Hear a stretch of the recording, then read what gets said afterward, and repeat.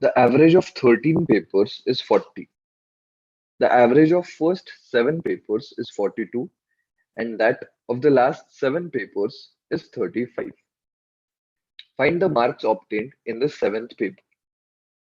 Now, when we say the first 7 papers, that means we count paper number 1, 2, 3, 4, 5, 6, and 7. Now, the average of these 7 papers is 42.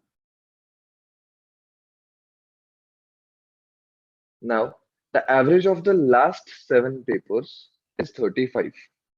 Now, when we say last 7 papers and there are total of 13 papers, we start from 7, 8, 9, 10, 11, 12, and 13.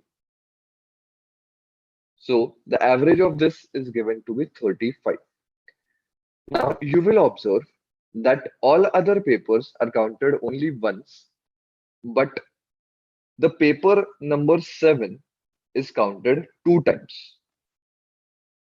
So therefore, we can easily find the marks obtained in the 7th paper by finding out the total of these two averages, groups of averages, and then subtracting the total from the 13 papers.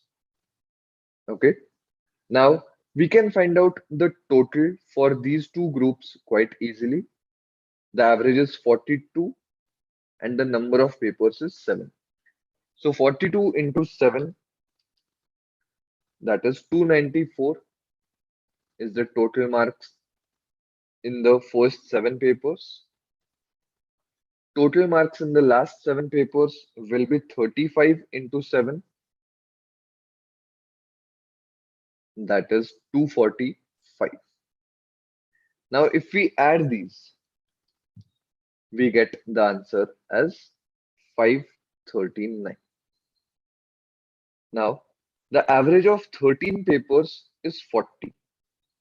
Okay, so the total marks in 13 papers